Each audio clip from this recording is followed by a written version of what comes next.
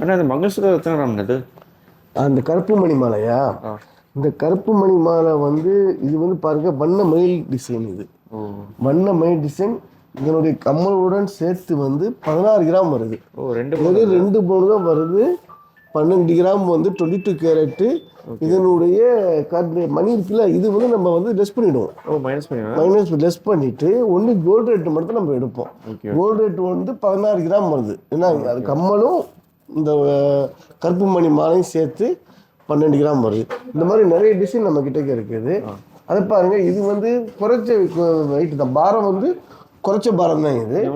இது வந்து 7.5 கிராம் தான் வருது உங்களுக்கு. 7.5 கிராம் தான். எவ்வளோ அழகான டிசைன்ஸ் பாருங்க. மைனஸ் பண்ணி எல்லாம் அந்த கருப்பு மணி வந்து நம்ம மைனஸ் பண்ணிவிடுவோம். 22 கேரட்டு வெறும் 7.5 கிராம் தான் வருது. அவ்வளோ அழகான டிசைன்ஸ் உங்களுக்கு. அடுத்தது பாருங்க, அந்த ஹார்ட்ல எவ்வளோ அழகாக இருக்குது பாருங்க. அந்த ரோடியம் கலரு, அந்த அதோடைய கண்ணுக்கே தெரியாத அளவுக்கு கல் கொடுத்துருக்காங்க. இதுவும் வந்து நம்ம கருப்பு மணி வந்து கழிச்சிடுவோம். கழிச்சிட்டு வெளியே அரைப்பவன் தான். இது 4 கிராம் தான். அது 4 கிராம் தானே? 4 கிராம் தான். அடுத்து இது வந்துட்டு அது வந்து பார்த்தீங்கன்னா வந்து 4 கிராம் 200 மில்லி. அதுவும் 22 கேரட் தான். கருப்பு மணி வந்து கழிச்சிட்டு ஒன்லி கோல்டு ரேட் மட்டும் தான் நம்ம கோல்டுக்கு மட்டும் கால்குலேட் பண்ணுவோம்.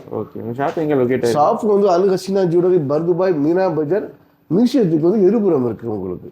நல்லதுங்க.